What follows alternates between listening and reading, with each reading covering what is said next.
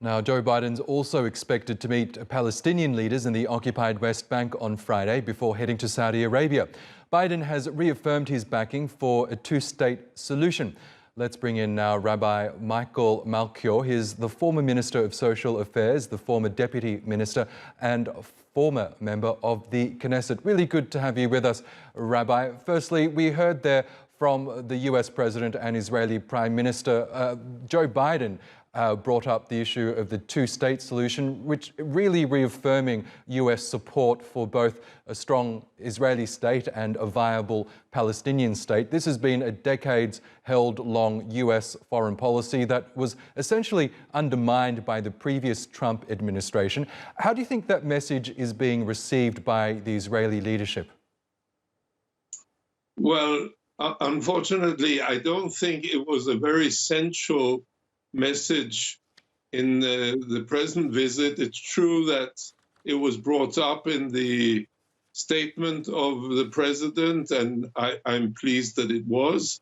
It was also mentioned by the Israeli Prime Minister that we need peace also with the Palestinians, but it's not been a central issue. And this is, I believe, one of our main problems, that this problem is put aside while we do have progress in the peace with the whole Sunni Muslim world and in agreements with the whole Sunni Muslim world. In the final end, we need peace with the Palestinians, not only with countries who are far away from us and who are very important countries, but in the final end, we here between the Mediterranean and the Jordan River are living here, Israelis and Palestinians together, and we need to work it out together, I believe, in a viable two-state solution which will give a future and security and hope for both nations living in peace next to each other. But this is a subject which most people don't want to deal with, because people have given up, they've despaired that it's possible. And therefore they're talking about everything else besides from this issue. So it's true that it was mentioned in the press conference, but it was for sure not a central issue on the agenda, as it is not in the agenda of the world today. That's right. Can I ask you now about the Iran issue, because both leaders also underscored the potential threat of Iran developing a nuclear weapon. How high of a priority is that when it comes to the Israeli public? In Israel, this is a very high priority, and it's a consensus in Israel, as it is in most of the Arab world.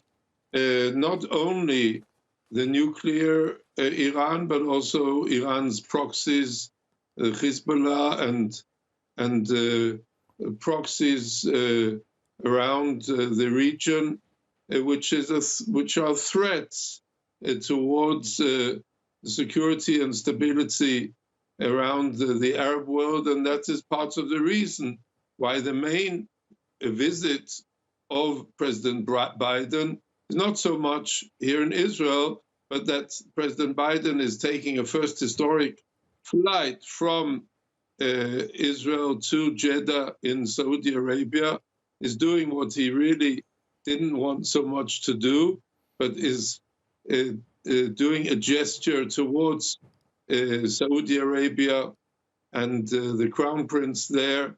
And he is also meeting there, of course, with the 9 Arab nations, and creating something which is of extreme importance also for Israel, also for the stability of the region. And it is, of course, something which Iran feels threatened by, and which might also lead to Iran signing off on the nuclear agreement, which we will have to see. The ball is not just now in Iran's court. They have to decide if they want to or not want to sign off. But as also President Biden stressed, they have to now decide if they want or not want to do this deal.